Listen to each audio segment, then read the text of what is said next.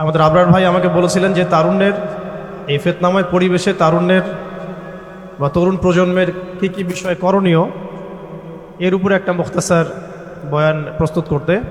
তো আমি চেষ্টা করছি মোটা দাগে শুধু 10টা কথা বলার জন্য। আল্লাহ পাক আমাদের সবাইকে শুনে বুঝে আমল করার তৌফিক দান করেন। আমার সামনে যারা বসে আছেন সবাই তরুণ ভাই। তো প্রথম যে কথাটা আমি আরজ করতে চাই সকলের উদ্দেশ্যে, এটা সকলের ক্ষেত্রেই প্রযোজ্য। প্রথম আমাদেরকে আমাদের জীবনের উদ্দেশ্যটাকে ফিক্স করতে হবে। আমরা এই পৃথিবীতে কি উদ্দেশ্যে এসেছি এই উদ্দেশ্যটাকে বোঝা এবং সেই অনুযায়ী আমল করা, এটা হলো আমাদের জীবনের প্রথম কাজ। তো উপস্থিত তারুণ্যের প্রতি আমার প্রথম আজকের নাসিহাত যে আমরা যেন আমাদের জীবনের লক্ষ্য এবং উদ্দেশ্যটাকে উপলব্ধি করতে সক্ষম হই। আল্লাহ পাক সবাইকে তৌফিক দান করে দেন। এ বিষয়ে দুটো কথা আলোচ করতে চাই। একটা তো আল্লাহ পাক সূরাতুজ যারিয়াতের মধ্যে বলেছেন, বা'দা আউযু বিল্লাহি মিনাশ শাইতানির রাজীম ওয়া মা খালাকতুল জিন্না ওয়াল ইনসা ইল্লা লিয়াবুদুন। আমি জিন জাতি এবং মানব জাতিকে শুধুমাত্র আমার ইবাদত করার জন্যই সৃষ্টি করেছি। তো এখান থেকে আমরা বুঝতে পারছি যে এই পৃথিবীতে আল্লাহ পাক আমাদেরকে পাঠিয়েছেন শুধুমাত্র তার ইবাদত করার জন্যই। আর এটা আল্লাহ পাকের অনেক বড় দয়া যে আল্লাহ রাব্বুল আলামিন আমাদের ব্যক্তিগত কাজ, অর্থনৈতিক কাজ, আমাদের ব্যবসা বাণিজ্য, পরিবার, স্ত্রী সন্তান, মুআমালাত মুআশারাত এগুলোকে ইবাদতের মধ্যে অন্তর্ভুক্ত করেছেন যদি আমরা কয়েকটা শর্ত পূরণ করতে পারি। কাজগুলো যদি আল্লাহ পাকের সন্তুষ্টির জন্য হয় এবং রাসূল সাল্লাল্লাহু আলাইহি ওয়াসাল্লামের তরিকা মোতাবেক হয় এবং রিজিক যদি হালাল হয়, ইনশাআল্লাহ তাআলা স্ত্রীর মুখে অন্ন তুলে দেওয়াও নেকির কাজ বলে গণ্য হবে ইনশাআল্লাহ। তো এই পৃথিবীতে এসেছি আমরা দুটো উদ্দেশ্য নিয়ে। একটা হলো আল্লাহ রাব্বুল আলামিনের ইবাদত করা, যেমনটা আমরা বললাম ওয়া মা খালাকতুল জিন্না ওয়াল ইনসা ইল্লা লিয়াবুদুন। আরেকটা উদ্দেশ্য আছে আমাদের পৃথিবীতে আসা, সেটা হচ্ছে আল্লাহ রাব্বুল আলামিনের জমিনে আল্লাহ পাকের দ্বীনটাকে কায়েম করা বা বাস্তবায়ন করার চেষ্টা করা। এই ব্যাপারে আল্লাহ পাক আমাদেরকে স্পষ্ট আদেশ দিয়েছেন। সূরা আল ইমরানেও বলেছেন, কুনতুম খায়রা উম্মাহ উখরিজাত লিন-নাস তা'মুরুনা বিল মা'রুফ ওয়া তানহাউনা 'আনিল মুনকার ওয়া তু'মিনুনা বিল্লাহ। তো একইভাবে আল্লাহ রাব্বুল আলামিন সূরা মুহাম্মাদের মধ্যেও বলেছেন, ইন তানসুরুল্লাহা ইয়ানসুরকুম ওয়া ইউসাব্বিত আকদামাকুম। তোমরা যদি আল্লাহর দ্বীনকে সাহায্য করো, আল্লাহকে সাহায্য করো, তাহলে আল্লাহ পাকও তোমাদেরকে সাহায্য করবেন। ওয়া ইউসাব্বিত আকদামাকুম, তোমাদের পা আল্লাহ পাক শক্ত করে রাখবেন। আর ওয়া ইন তাতাওয়াল্লাউ ইয়াস্তাবদিল কওমান গায়রাকুম, আর তোমরা যদি মুখ ফিরিয়ে নাও, পৃষ্ঠ প্রদর্শন করো, তাহলে জেনে রেখো আল্লাহ পাক অন্য কওমকে তোমাদের স্থলাভিষিক্ত করবেন এবং তারা তোমাদের মতো হবে না। এই আয়াতগুলো থেকে আমরা বুঝতে পারছি যে আল্লাহ রাব্বুল আলামিনের জমিনে তার দ্বীন কায়েম করা, তার দ্বীনের সহযোগী হওয়া, দ্বীন ইকামতে দ্বীনের কাজ করা, দ্বীন প্রতিষ্ঠার জন্য কাজ করা, এইটা আমাদের পৃথিবীতে আসার অন্যতম একটা উদ্দেশ্য। তাই আমি তরুণ ভাইদেরকে হৃদয়ের অন্তঃস্থল থেকে অনুরোধ করব, জীবনের উদ্দেশ্য সম্পর্কে আমরা সচেতন হই। আমরা পৃথিবীতে শুধু খেলতামাশা করতে আসি নাই, সময় নষ্ট করতে আসি নাই, শুধু চাকরির পিছনে ছুটতে আসি নাই, ব্যবসার পিছনে ছুটতে আসি নাই। আমাদের এই পৃথিবীতে আসার একটা উদ্দেশ্য আছে, একটা মোটিভ আছে। সেটা হলো নিজে আল্লাহর ইবাদত করব এবং আল্লাহর দ্বীন এর তাবলীগ, দাওয়াত এবং জিহাদে অংশ নিব, যাতে করে আল্লাহর জমিনে আল্লাহর দ্বীন কায়েম হয়। আল্লাহ পাক আমাদের সবাইকে মকবুল কাফেলায় শামিল করেন, আমিন। দ্বিতীয় যে বিষয়টি আমি বলতে চাই সেটা হলো, এই যে মহান একটা মিশন নিয়ে আমরা পৃথিবীতে এসেছি, এটাকে বাস্তবায়ন করতে হলে আমাদেরকে ইলম অর্জন করতে হবে। ইলম অর্জন না করে যদি আমরা কোনো কাজ করতে যাই, সেখানে উপকারের জায়গায় ক্ষতি বেশি হতে পারে। এবং দ্বীনের ইলম একা একা হাসিল করা যায় না, অবশ্যই বরেণ্য এবং মুহাক্কিক উলামায়ে কেরামের সোহবত জরুরি। এই বিষয়টা আমরা অনেকে বুঝতে পারি, অনেকে পারি না। খাস করে যারা জেনারেল ব্যাকগ্রাউন্ড থেকে আমরা উঠে আসছি, অনেকে দেখা যায় দ্বীন আমরা শিখতে চাই ঠিকই, লেখাপড়াও করি, বই পুস্তক পড়ি, অনেকে আরবিও ভালো বলতে পারেন, কিন্তু উলামায়ে কেরামদের সোহবত এবং সান্নিধ্য নেই। এই বিষয়টা এতটা ক্ষতিগ্রস্ত, এতটা ক্ষতির কারণ যে নেক্সট স্রোতে মানুষ ধোঁকা খেতে পারে। এই ইলমের তো দুটো শাখা আছে, একটা দুনিয়াবি জ্ঞান, একটা দ্বীনি জ্ঞান। তো দুনিয়াবি জ্ঞানের জন্য এই বিষয়টাকে আমি শর্ত বলে মনে করছি না, কিন্তু দ্বীনি ইলম অর্জনের জন্য অবশ্যই একজন বরেণ্য মুহাক্কিক উলামায়ে কেরামের সোহবত অবশ্যই জরুরি। এবং দ্বীনি ইলমের বিষয়টা শুধু কিতাবের মধ্যেই সীমাবদ্ধ নয়। কিতাব আমাকে একটা ক্লাসিক্যাল আলেম হওয়ার পর্যায়ে পর্যন্ত নিয়ে যায় ঠিকই, কিন্তু আল্লাহকে চিনতে হলে, আল্লাহকে পেতে হলে, আল্লাহর মারেফত হাসিল করতে হলে একটা আধ্যাত্মিক জ্ঞানের প্রয়োজন আছে। এই জ্ঞানটা আপনি কিতাবের মধ্যে পাবেন না। এটাকে হাসিল করতে হলে অবশ্যই আল্লাহওয়ালা বুজুর্গ মানুষদের সোহবতে আসতে হবে। ঠিক যেমন নবী মুসা আলাইহিস সালামকে আল্লাহ রাব্বুল আলামিন বলেছিলেন, তোমার চেয়েও জ্ঞানী মানুষ পৃথিবীতে আছে। এবং সূরা কাহাফে বিস্তারিত ঘটনা আছে, এতটা বলার সময় এখানে নাই, আপনারা পড়ে নিতে পারবেন। মুসা আলাইহিস সালাম যুগ যুগ সফর করেছেন সেই ব্যক্তিকে পাওয়ার জন্যে যাকে আল্লাহ রাব্বুল আলামিন তার পক্ষ থেকে খাস করে জ্ঞান দিয়েছেন। সেই ব্যক্তির নাম খিদর আলাইহিস সালাম। তিনি এমন কিছু দেখছেন খিদর আলাইহিস সালাম যেটা মুসা আলাইহিস সালাম বুঝতে পারছেন না। মুসা আলাইহিস সালাম নবী হওয়ার পরেও বুঝতে পারছিলেন না কেন নৌকা ফুটা করা হচ্ছে, কেনই বা বাচ্চাটাকে হত্যা করা হলো, আর কেনই বা দেয়ালকে নির্মাণ করা হলো। খিদর আলাইহিস সালামকে আল্লাহ রাব্বুল আলামিন এমন আধ্যাত্মিক জ্ঞান দিয়েছিলেন, আল্লাহর মারেফত দিয়েছেন, তিনি এমন কিছু দেখতে পাচ্ছেন দূর পর্যন্ত যেটা মুসা আলাইহিস সালাম বুঝতে পারছেন না। হাদিসের মধ্যে তো এটাও এসেছে যে সেদিন যদি মুসা আলাইহিস সালাম এত প্রশ্ন না করতেন তাহলে হয়তো আরও অনেক জ্ঞান জানা যেত, আও কামা ক্বালা আলাইহিস সালাম। এই কারণে আমি তরুণ প্রজন্মকে নসিহত করতে চাই, দিনই ইলম অর্জন করছি, মাশাআল্লাহ, বই পুস্তক পড়ছি, অনেকে অনেক প্রতিষ্ঠানেও পড়ছেন, তবে অবশ্যই মাথার উপরে মুরব্বী ওলামায়ে কেরামদেরকে রাখতে হবে।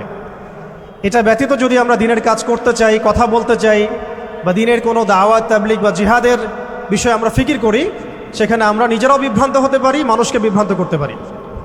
তাই এটা হচ্ছে আমার দ্বিতীয় নসিহা আমাদের তরুণ ভাইদের প্রতি। আল্লাহ পাক আমরা সবাইকে বরেণ্য ওলামায়ে কেরামদের সোহবত নসিব করেন, আমিন।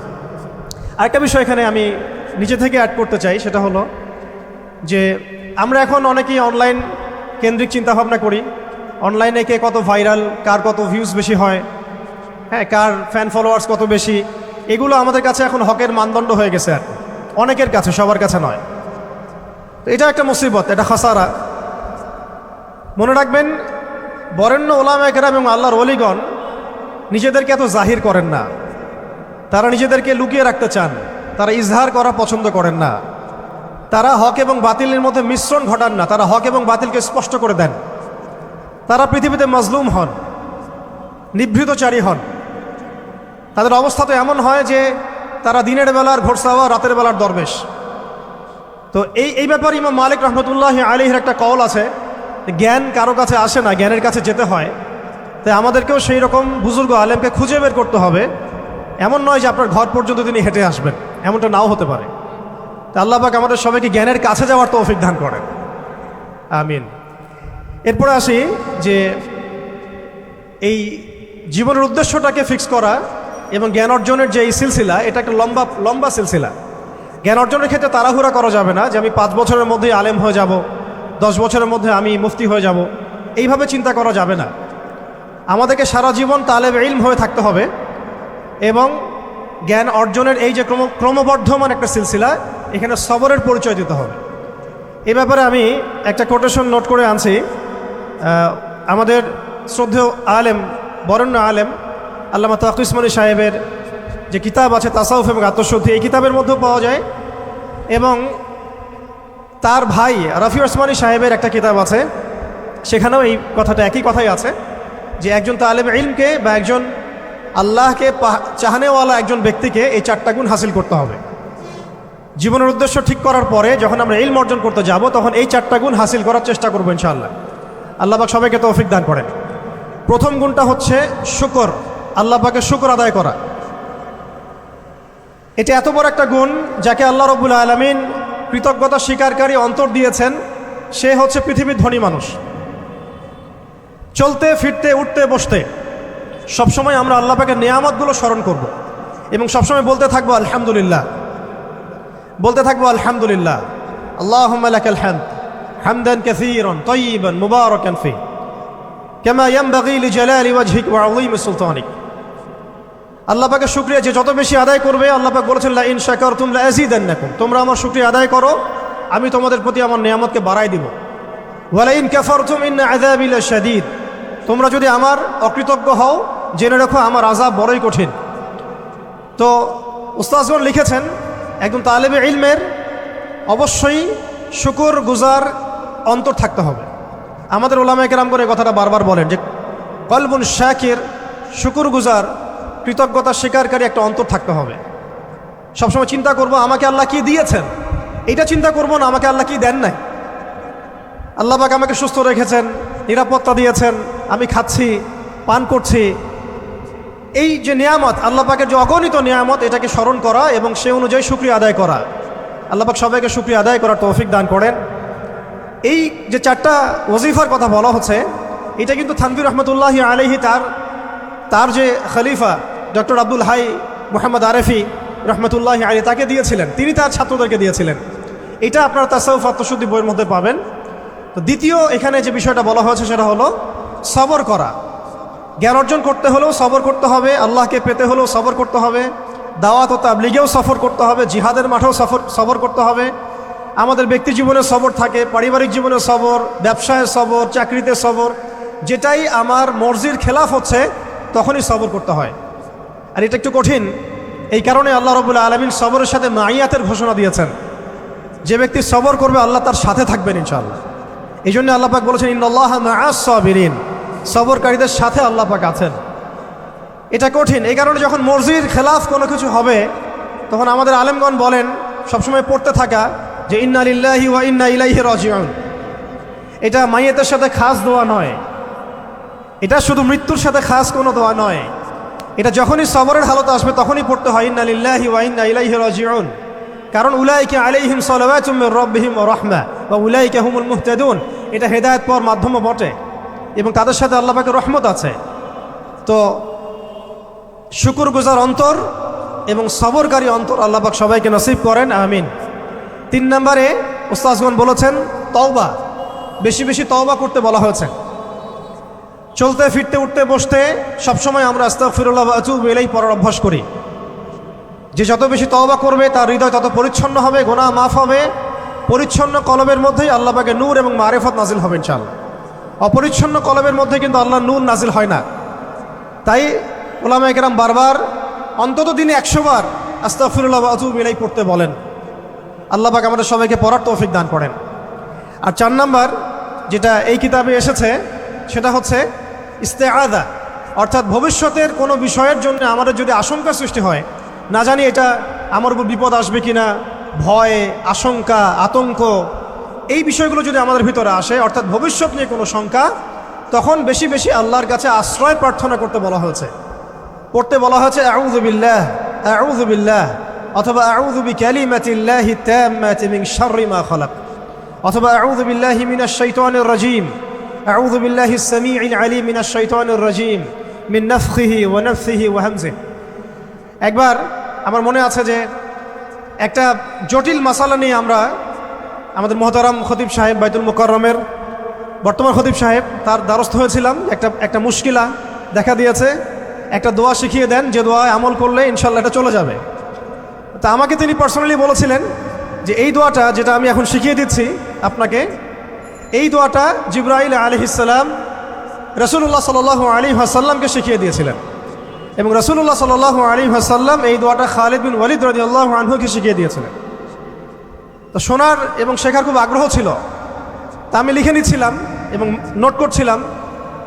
এই দোয়াটা যদি আপনারা পড়তে পারেন, ভবিষ্যতের যে কোনো শঙ্কা, আশঙ্কা, বিপদ আপদ, বালা মুসিবত, এই বিষয়গুলোর ব্যাপারে আল্লাহর পক্ষ থেকে একটা সাকিনা এবং সুকুন হৃদয় নাজিল হবে ইনশাআল্লাহ। একটু বড়, যেহেতু এখানে তালেবে ইলমগণ অনেক, তারা তো শুনলেই মুখস্থ করতে পারবেন, তাই আমি নোট করে আনছি। এবং জ্ঞান তো লুকিয়ে রেখেও লাভ নাই, প্রচার করলেই লাভ, আপনারা আমল করলে আমি নাকি পাবো ইনশাআল্লাহ। তো এই দোয়াটা হচ্ছে আউযু বিকালিমাতিল্লাহি তাম্মাতিল্লাতি লা ইউজাবিজুহুন্না বাররুন ওয়ালা ফাজির মিন শাররি মা খালাকা ওয়া যারআ ওয়া বারআ ওয়া মিন শাররি মা ইয়ানজিলু মিনাস সামাই ওয়া মা ইয়ারুজু ফিহা ওয়া মিন শাররি মা যারআ ফিল আরদি ওয়া মা ইয়াখরুজু মিনহা ওয়া মিন শাররি ফিতানিল লাইলি ওয়ান নাহার ওয়া মিন শাররি তাওয়ারিকিল লাইল ইল্লা তাওয়ারিকান ইয়াতরুকু বিখাইরিন ইয়া রাহমান। এই দোয়াটার উপর আমল করতে থাকেন, দেখেন ভবিষ্যতের আশঙ্কা দূর হয়ে যাবে ইনশাআল্লাহ। আল্লাহ পাক আমরা সবাইকে 4টা গুণ হাসিল করার তৌফিক দান করেন।